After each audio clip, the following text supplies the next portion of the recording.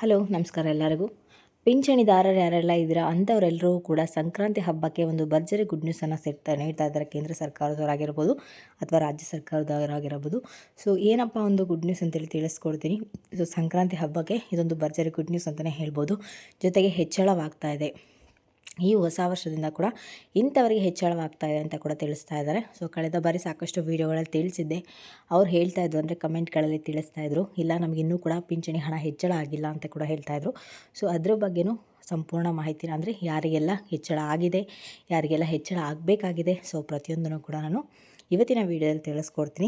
ಇದರ ಜೊತೆ ಬಂದುಬಿಟ್ಟು ಕೆಲವೊಂದು ಅಪ್ಡೇಟ್ಗಳನ್ನ ಕೂಡ ಕೊಟ್ಟಿದ್ದಾರೆ, ಕೆಲವೊಂದು ರೂಲ್ಸ್ಗಳನ್ನ ಕೂಡ ಕೊಟ್ಟಿದ್ದಾರೆ. ಸೊ ಕಳೆದ ವೀಡಿಯೋಗಳೆಲ್ಲ ಕೂಡ ತಿಳಿಸಿದ್ದೀರಿ, ಆದರೂ ಕೂಡ ಇನ್ನೊಮ್ಮೆ ತಿಳಿಸ್ಬೇಕು ಅಂತ ಹೇಳಿ ಇಲ್ಲಿ ಸಾಕಷ್ಟು ಜನ ವೀಡಿಯೋಗಳು ಹಾಕಿದ್ರು ಕೂಡ ಮತ್ತೆ ಕಮೆಂಟ್ಗಳ ಮುಖಾಂತರ ತಿಳಿಸ್ತಾ ಇದ್ರ. ಸೊ ಅಂಥವ್ರಿಗೆ ಕೆಲವೊಂದು ರೂಲ್ಸ್ಗಳೇನಪ್ಪ ಅಂತ ಹೇಳಿ ನಾನು ಇವತ್ತಿನ ವೀಡಿಯೋದಲ್ಲಿ ಸಂಪೂರ್ಣ ಮಾಹಿತಿನ ತಿಳಿಸ್ಕೊಡ್ತೀನಿ. ಸೊ ಇವತ್ತಿನ ವೀಡಿಯೋ ಬಂದುಬಿಟ್ಟು ತುಂಬಾ ಇಂಟ್ರೆಸ್ಟಿಂಗ್ ಆಗಿರೋದ್ರಿಂದ ಮಧ್ಯದಲ್ಲೆಲ್ಲೂ ಸ್ಕಿಪ್ ಮಾಡಬೇಡಿ, ಕೊನೆಯ ತನಕ ನೋಡಿ. ನೀವು ಕೊನೆಯ ತನಕ ನೋಡಿದ್ರೇ ನಿಮಗೆ ಪೂರ್ತಿಯಾಗಿ ಇನ್ಫಾರ್ಮೇಷನ್ ಗೊತ್ತಾಗುತ್ತೆ. ಹಾಗೆ ಹೊಸದಾಗಿ ಯಾರೆಲ್ಲ ನನ್ನ ಚಾನಲ್ಗೆ ವಿಸಿಟ್ ಮಾಡ್ತಾಯಿದ್ರಾ, ದಯವಿಟ್ಟು ನನ್ನ ಚಾನಲ್ಗೆ ಸಬ್ಸ್ಕ್ರೈಬ್ ಆಗೋದನ್ನು ಮರಿಬೇಡಿ. ಇವತ್ತಿನ ವೀಡಿಯೋ ನಿಮ್ಗೆ ಏನಾದರೂ ಯೂಸ್ಫುಲ್ ಅನಿಸಿದ್ರೆ ದಯವಿಟ್ಟು ಇವತ್ತಿನ ವೀಡಿಯೋಗೆ ಲೈಕ್ ಮಾಡಿ, ಶೇರ್ ಮಾಡಿ, ಕಮೆಂಟ್ ಮಾಡಿ. ಇನ್ನು ತಡ ಮಾಡದೆ ವೀಡಿಯೋನ ಶುರು ಮಾಡೋಣ. ಆ್ಯಂಡ್ ಮೊದಲನೇದಾಗಿ ಬಂದುಬಿಟ್ಟು ಕೆಲವೊಂದು ರೂಲ್ಸ್ಗಳಂತ ಹೇಳಿದೆ. ಸೊ ಪಿಂಚಣಿ ಹಣ ಜಮೆ ಅಂದರೆ ಸಂಕ್ರಾಂತಿ ಹಬ್ಬಕ್ಕೆ ಏನೊಂದು ಬಂಪರ್ ಗುಡ್ ನ್ಯೂಸ್ ಅಂತ ಹೇಳೋದಕ್ಕಿಂತ ಮುಂಚೆ ರೂಲ್ಸ್ಗಳ ಬಗ್ಗೆ ಹೇಳ್ತೀನಿ. ಕೆಲವೊಂದು ವೀಡಿಯೋಗಳಲ್ಲೂ ಕೂಡ ತಿಳಿಸಿದ್ದು, ನಾನು ಮತ್ತೊಮ್ಮೆ ತಿಳಿಸ್ತಾ ಇದ್ದೀನಿ. ಯಾಕೆಂತಂದರೆ ಅಲ್ಲಿ ವೀಡಿಯೋಗಳ ಮುಖಾಂತರ ತಿಳಿಸಿದ್ರು ಕೂಡ ಮತ್ತೆ ಕಮೆಂಟ್ಗಳ ಮುಖಾಂತರ ತಿಳಿಸ್ತಾ ಇದ್ದೀರಾ ನಿಮ್ಮ ಒಂದು ಸಮಸ್ಯೆನ. ಬಟ್ ನಾನು ಹೇಳ್ತಾ ಇದ್ದೀನಿ, 60 ವರ್ಷದ ಮೇಲ್ಪಟ್ಟವ್ರು ಯಾರೇ ಆಗಿರ್ಬೋದು, ವೃದ್ಧಾಪ್ಯ ಪಿಂಚಣಿ ಹಣ ಪಡಿತಾ ಇರೋಂಥವ್ರಾಗಿರ್ಬೋದು, ಸಂಧ್ಯಾ ಸುರಕ್ಷಾ ಪಿಂಚಣಿ ಹಣವನ್ನು ಪಡಿತಾ ಇರೋಂಥವ್ರಾಗಿರ್ಬೋದು, ಅವರೆಲ್ಲರೂ ಕೂಡ ನಾನು ಕಳೆದ ವೀಡಿಯೋದಲ್ಲಿ ತಿಳಿಸಿದ್ದೆ, ನೀವು ಕಡ್ಡಾಯವಾಗಿ ಜೀವಾವಧಿ ಪ್ರಮಾಣ ಪತ್ರವನ್ನು ಸಲ್ಲಿಸಲೇಬೇಕು, ಇಲ್ಲ ಅಂತಂದರೆ ನಿಮಗೆ ಹಣ ಬರೋದಿಲ್ಲ ಅಂತ ಕೂಡ ತಿಳಿಸಿದ್ದೆ. ಸೊ ಇದು ಇವಾಗ ಏನಕ್ಕೆ ಹೇಳ್ತಾ ಇದ್ದೀನಿ ಅಂತ ಮುಂದೆ ಹೇಳ್ತೀನಿ. ಬಟ್ ನಿಮಗೆ ಏನಾದರೂ ಹಣ ಹೆಚ್ಚಳವಾಗಿ ಬರಬೇಕು ಅಂದರೆ ಸೊ ನೀವು ಜೀವಾವಧಿ ಪ್ರಮಾಣ ಪತ್ರವನ್ನು ಸಲ್ಲಿಸಿದ್ದೀವಿ ಅಂದರೂ ಕೂಡ ಇನ್ನೊಮ್ಮೆ ಚೆಕ್ ಮಾಡ್ಕೊಳ್ಳೋದು ಒಳ್ಳೆಯದು ಅಂತಲೇ ಹೇಳ್ತೀನಿ. ಏಕೆಂತಂದರೆ ನಿಮಗೆ ಮುಂದೆ ಹೆಚ್ಚಳವಾಗಿ ಹಣ ಬರಬೇಕು ಅಂದರೆ ಈ ಒಂದು ಕೆಲಸ ಕಡ್ಡಾಯ. ಸೊ ಹೇಳಿದ್ರು ಕೂಡ ನಿಮಗೆ ಹಣ ಹೆಚ್ಚಳ ಆಗಿದೆ ಅಂತ ತಿಳಿಸಿದ್ರು ಕೂಡ ಕಮೆಂಟ್ಗಳಲ್ಲಿ ತಿಳಿಸ್ತಾ ಇದ್ರಾ, ಇಲ್ಲ ನಮಗೆ ಹೆಚ್ಚಳನೇ ಆಗಿಲ್ಲ ಅಂತೇಳಿ ಹೇಳ್ತಾ ಇದ್ರಾ. ಹಾಗಾಗಿ ಮತ್ತೊಮ್ಮೆ ಹೇಳ್ತಾ ಇದ್ದೀನಿ, ಸೊ ಕಡ್ಡಾಯವಾಗಿ ನೀವು ಜೀವಾವಧಿ ಪ್ರಮಾಣ ಪತ್ರವನ್ನು ಸಲ್ಲಿಸಲೇಬೇಕು. ಸೊ ಎಲ್ಲಿ ಹೋಗಿ ಸಲ್ಲಿಸಬೇಕಂದ್ರೆ ನೀವು ಇವಾಗ ಬಂದಿರೋ ಪ್ರಕಾರ ಆನ್ಲೈನ್ ಮುಖಾಂತರ ಕೂಡ ನೀವು ಅರ್ಜಿಯನ್ನು ಸಲ್ಲಿಸ್ಬೋದು.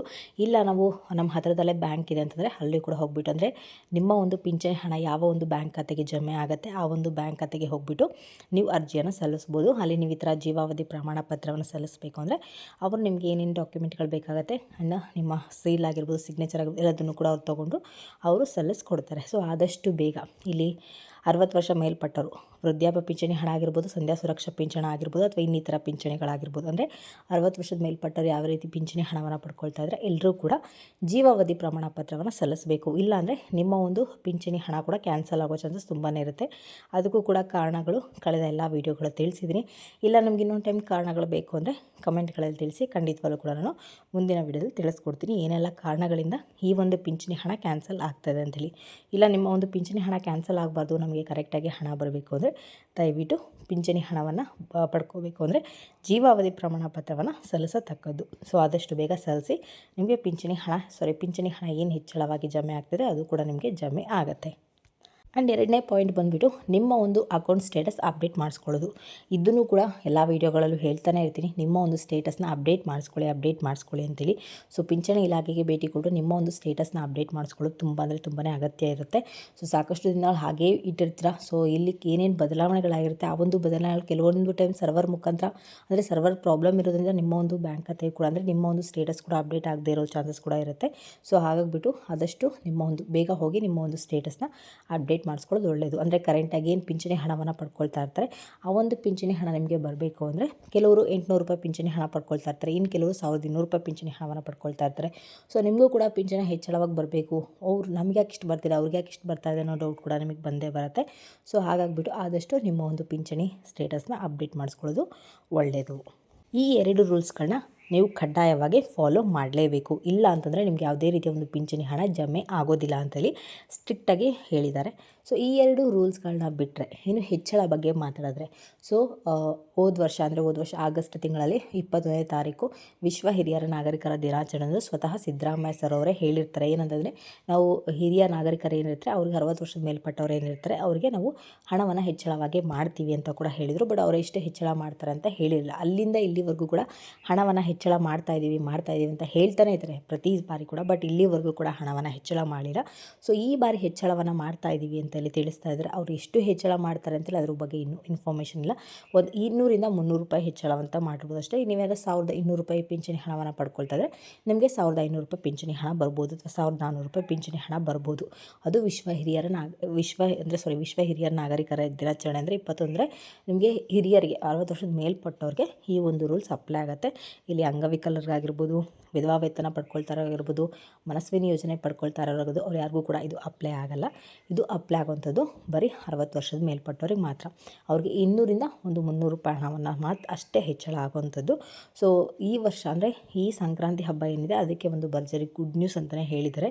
ಅದೇ ಈ ವರ್ಷದಿಂದ ನಿಮಗೆ ಪಿಂಚಣಿ ಹಣ ಹೆಚ್ಚಳವಾಗಿ ಜಮೆ ಆಗುತ್ತೆ ಅಂತ ಹೇಳ್ತಾ ಇದ್ದಾರೆ. ಸೊ ಈಗಾಗಲೇ ಹಣ ಜಮೆ ಪ್ರಾರಂಭ ಆಗಿದೆ. ಉಳಿದ ಎಲ್ಲ ಜಿಲ್ಲೆಗಳಿಗೂ ಕೂಡ ಈ ಸಂಕ್ರಾಂತಿ ಹಬ್ಬದ ದಿನದ ಒಳಗೆ ನಿಮಗೆ ಎಲ್ಲರಿಗೂ ಕೂಡ ಕಂಪ್ಲೀಟ್ ಮಾಡಿ ಕೊಡ್ತೀವಿ ಅಂತ ಹೇಳಿದರೆ. ಇನ್ನೂ ಕೂಡ ಪಿಂಚಣಿ ಹಣ ಪಡ್ಕೊಳ್ದೇ ಇರೋರು ಯಾರಾದರೂ ಇದ್ದರೆ ದಯವಿಟ್ಟು ಕಮೆಂಟ್ಗಳಲ್ಲಿ ತಿಳಿಸಿ, ನಮಗೆ ಪಿಂಚಣಿ ಹಣ ಇನ್ನೂ ಬಂದಿಲ್ಲ ಅಂತೇಳಿ. ಸೊ ನಿಮಗೆ ಯಾರಿಗಾದ್ರೂ ಇನ್ನೂ ಇಲ್ಲ, ನಮಗೆ ಇಷ್ಟು ಸಾಕಾಗ್ತಿಲ್ಲ, ಇನ್ನೂ ಪಿಂಚಣಿ ಹಣ ಹೆಚ್ಚಳವಾಗಿ ಬೇಕು, ನಿಮಗೆ ಸಮಸ್ಯೆ ಏನಿದ್ರೆ ಅದನ್ನು ಕೂಡ ಕಮೆಂಟ್ಗಳ ಮುಖಾಂತರ ತಿಳಿಸಿ. ಈ ವಿಡಿಯೋಗೆ ಲೈಕ್ ಮಾಡೋದ್ರ ಮುಖಾಂತರ ಕಮೆಂಟ್ ಮಾಡಿ ತಿಳಿಸಿ. ಆ್ಯಂಡ್ ಇಲ್ಲಿವರೆಗೂ ಕೂಡ ಯಾರಾದರೂ ಹಣ ಹೆಚ್ಚಳವನ್ನಾಗಿ ಪಡ್ಕೊಂಡಿದ್ರೆ ದಯವಿಟ್ಟು ಕೂಡ ಅಂಥವರು ಈ ಒಂದು ವಿಡಿಯೋಗೆ ಲೈಕ್ ಮಾಡೋದ್ರ ಮುಖಾಂತರ ಕಮೆಂಟ್ ಮಾಡಿ ತಿಳಿಸಿ. ಯಾಕೆ ಅಂತಂದರೆ ಸಾಕಷ್ಟು ಜನ ವೀಡಿಯೋಗಳು ನೋಡ್ತಾ ಇರೋದ್ರಿಂದ ನಿಮ್ಮ ಒಂದು ಕಮೆಂಟ್ಗಳು ಅವ್ರಿಗೆ ಸ್ಫೂರ್ತಿ ಆಗುತ್ತೆ, ಅಂದರೆ ಎಷ್ಟೋ ಜನಕ್ಕೆ ಗೊತ್ತಾಗುತ್ತೆ. ಸೊ ನಮಗೆ ಕೂಡ ಹಣ ಹೆಚ್ಚಳವಾಗಿ ಬರ್ತಾ ಇದೆ ಅಂತೇಳಿ. ಒಂದು ವೇಳೆ ಹಣವನ್ನು ಹೆಚ್ಚಳಾಗಿ ಬರ್ತಾ ಇಲ್ಲ ಅಂದರೆ ಅದನ್ನು ಕೂಡ ದಯವಿಟ್ಟು ಕಮೆಂಟ್ಗಳಲ್ಲಿ ತಿಳಿಸಿ. ಸೊ ಪ್ರತಿ ಹೇಳ್ತಾ ಇರ್ತೀನಿ ವೀಡಿಯೋದಲ್ಲಿ ಈ ಥರ ಕಮೆಂಟ್ ಮಾಡಿ ತಿಳಿಸಿ ಅಂತ ಹೇಳಿದಾಗಲೂ ಕೂಡ ಅವ್ರು ಅದನ್ನೇ ಹೇಳ್ತಾರೆ, ಇಲ್ಲ ನೀವು ವೀಡಿಯೋದಲ್ಲಿ ಸುಳ್ಳು ಹೇಳಿದ್ದೀರಾ, ಹಣ ಹೆಚ್ಚಳಾಗೇ ಬಂದಿಲ್ಲ, ಸುಮ್ಮನೆ ಸುಳ್ಳು ಹೇಳ್ತಾ ಇದ್ದೀರಾ ಅಂತ ಹೇಳ್ತಾರೆ. ಬಟ್ ನಾವು ಅದನ್ನು ಕೂಡ ಹೇಳ್ತೀವಿ, ಏನೋ ನಿಮಗೆ ಹಣ ಹೆಚ್ಚಳವಾಗಿ ಬಂದಿಲ್ಲ ಅಂದರೆ ಅದನ್ನು ಕೂಡ ಕಮೆಂಟ್ಗಳಲ್ಲಿ ತಿಳಿಸಿ. ಆ ಒಂದು ಕಮೆಂಟ್ ಸಾಕಷ್ಟು ಜನಕ್ಕೆ ಇನ್ಸ್ಪೈರ್ ಆಗುತ್ತೆ, ಸಾಕಷ್ಟು ಜನಕ್ಕೆ ಗೊತ್ತಾಗುತ್ತೆ. ಸೊ ಹಾಗಾಗಿಬಿಟ್ಟು ಪ್ರತಿ ವೀಡಿಯೋದಲ್ಲೂ ಕೂಡ ಹೇಳ್ತಾ ಇರ್ತೀನಿ, ನಿಮಗೆ ಹಣ ಹೆಚ್ಚಳವಾಗಿ ಬಂದರೂ ಕಮೆಂಟ್ಗಳಲ್ಲಿ ತಿಳಿಸಿ. ಒಂದು ವೇಳೆ ನಮ್ಗೆ ಹಣ ಹೆಚ್ಚಳವಾಗಿ ಬಂದಿಲ್ಲ ಅಂದರೂ ಅದನ್ನು ಕೂಡ ಕಮೆಂಟ್ಗಳಲ್ಲಿ ತಿಳಿಸಿ ಅಂತೇಳಿ ಪ್ರತಿ ಬಾರಿ ಹೇಳ್ತಾ ಇರ್ತೀನಿ. ಸೊ ದಯವಿಟ್ಟು ಹಣವನ್ನು ಪಡ್ಕೊಂಡವರೆಲ್ಲರೂ ಕೂಡ ಕಮೆಂಟ್ಗಳ ಮುಖಾಂತರ ತಿಳಿಸೋದನ್ನು ಮರಿಬೇಡಿ. ಸೊ ಪ್ರತಿ ಸರಿ ಹೇಳಿದಾಗಲೂ ನೀವು ಸುಳ್ಳು ಹೇಳ್ತಾ ಇದ್ದೀರಾ ಅಂತಲೇ ಮೆಸೇಜ್ ಮಾಡ್ತೀರಾ. ಸೊ ಪ್ಲೀಸ್ ಇದು ಏನೋ ನಿಮಗೆ ಈ ಹೆಚ್ಚಳ ಆಗಿದ್ದರೂ ಕಮೆಂಟ್ ಮಾಡಿ ತಿಳಿಸಿ ಅಂತ ಹೇಳ್ತೀವಿ, ಹೆಚ್ಚಳ ಆಗಿಲ್ಲ ಅಂದರೂ ಕಮೆಂಟ್ ಮಾಡಿ ತಿಳಿಸಿ ಅಂತ ಹೇಳ್ತೀವಿ. ಇಲ್ಲಿ ಯಾವುದೇ ರೀತಿಯ ಒಂದು ಸುಳ್ಳು ಇನ್ಫಾರ್ಮೇಷನ್ ಆಗಲಿ ಅಥವಾ ಯಾವುದೂ ಕೂಡ ಇಲ್ಲ. ನಿಮಗೆ ಸಂಕ್ರಾಂತಿ ಹಬ್ಬದ ಒಳಗಡೆ ನಿಮಗೆ ಏನು ಪಿಂಚಣಿ ಹಣ ಜಮೆ ಆಗಬೇಕು ಅದೆಲ್ಲದೂ ಕೂಡ ಕಂಪ್ಲೀಟಾಗಿ ಜಮೆ ಮಾಡಿಕೊಡ್ತೀವಿ ಅಂತ ಹೇಳಿದ್ದಾರೆ. ಆ್ಯಂಡ್ ಇಷ್ಟು ಹಣ ಹೆಚ್ಚಳವಾಗಿ ಕೂಡ ಜಮೆ ಆಗುತ್ತೆ ಅಂತ ಕೂಡ ಇಲ್ಲಿ ಹೇಳ್ತಾ ಇದ್ದಾರೆ. ಸೊ ಪಡ್ಕೊಂಡವರು ದಯವಿಟ್ಟು ಕಮೆಂಟ್ಗಳಲ್ಲಿ ತಿಳಿಸಿ.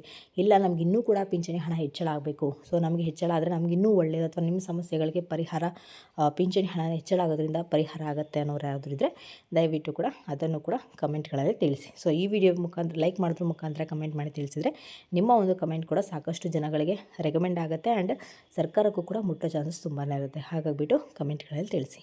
ಸೊ ಇದಿಷ್ಟು ಇವತ್ತಿನ ವೀಡಿಯೋ ಆಗಿರುತ್ತೆ. ನಿಮ್ಗೇನಾದರೂ ಇವತ್ತಿನ ವೀಡಿಯೋ ಇಷ್ಟ ಆಯಿತು ಅಂದರೆ ದಯವಿಟ್ಟು ನನ್ನ ಚಾನಲ್ಗೆ ಸಬ್ಸ್ಕ್ರೈಬ್ ಆಗೋದನ್ನು ಮರಿಬೇಡಿ. ಇವತ್ತಿನ ವೀಡಿಯೋ ನಿಮ್ಗೆ ಏನಾದರೂ ಯೂಸ್ಫುಲ್ ಅನಿಸಿದ್ರೆ ದಯವಿಟ್ಟು ಇವತ್ತಿನ ವೀಡಿಯೋಗೆ ಲೈಕ್ ಮಾಡಿ, ಶೇರ್ ಮಾಡಿ, ಕಮೆಂಟ್ ಮಾಡಿ.